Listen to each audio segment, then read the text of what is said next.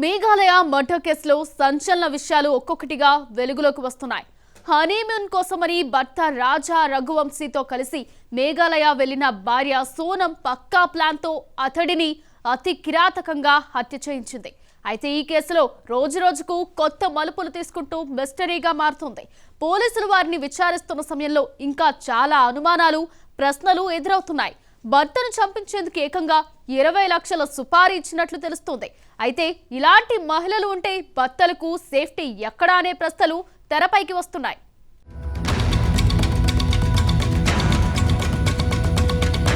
Meghalaya honeymoon హత్య case దేశవ్యాప్తంగా సంచలనం సృష్టించిన సంగతి తెలిసిందే. తన భర్త రాజా రఘువంశీని సోనం అతి దారుణంగా హత్య చేయించింది. అయితే ఈ కేసులో మరో ట్విస్ట్ చోటు చేసుకుంది. రాజ్ సింగ్ కుష్వాహాను సోనం కేవలం తన బంటుగా వాడుకుని మరో వ్యక్తితో పారిపోయేందుకు స్కెచ్ వేసినట్లు తెలుస్తోంది. కేవలం రాజును అడ్డుపెట్టుకుని భర్తను చంపించిందని, అసలు ప్రియుడు వేరే వ్యక్తి ఉన్నాడని తెలుస్తోంది. అతడి కోసమే ఇంట్లో నమ్మకంగా ఉన్న రాజ్ సహాయం తీసుకుని భర్త హత్యకు కుట్ర పనిందని సమాచారం. మేఘాలయ హనీమూన్ మర్డర్ కేసులో సంచలన విషయాలు వెలుగులోకి వస్తున్నాయి.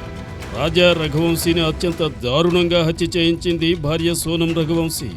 తన ప్రియుడు రాజ్ కుష్వాహాతో కలిసి ప్లాన్ చేసి ఈ దారుణానికి తెగపడింది. 3 కిరాయి హంతకులతో మేఘాలయలోని కాశీ హిల్స్లో రాజాను మర్డర్ చేశారు. మే 23 రాజా హత్య జరిగితే జూన్ 2న పోలీసులకు అతడి మృతదేహం లభ్యమైంది. చివరకు జూన్ 8న నిందితురాలు సోనం యూపీలోని ఘాజీపూర్ పోలీసుల ముందు లొంగిపోయింది. అయితే ఇప్పుడు నిందితులందరినీ మేఘాలయ పోలీసులు విచారిస్తున్నారు. ఈ దర్యాప్తులో మరిన్ని సంచలన విషయాలు వెలుగులోకి వచ్చాయి.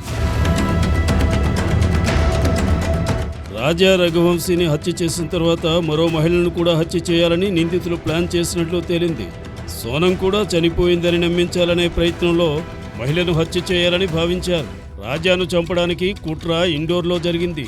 మే 11న సోనంతో అతడి వివాహం జరిగింది. దీనికి ముందే హత్య చేయాలని ప్లాన్ చేసుకున్నారు. ఈ హత్యకు ప్రధాన సూత్రధారి సోనం లవర్ రాజ్. ఈ కుట్రకు సోనం అంగీకరించిందని తూర్పు ఖాసీ హిల్స్ జిల్లా ఎస్పీ వివేక్ సయ్యం చెప్పారు. హత్య తర్వాత బుర్ఖా ధరించి సోనం అక్కడి నుంచి తప్పించుకున్నట్లు పోలీసు విచారణలో తేలింది. ఈ హత్యకు పాల్పడిన కాంట్రాక్ట్ కిల్లర్స్ విశాల్, ఆకాష్, ఆనందలను కూడా పోలీసులు అరెస్ట్ చేశారు. అయితే మేలో వీరిద్దరి వివాహం జరిగితే ఫిబ్రవరి నుంచే హత్యకు ప్లాన్ చేశారు.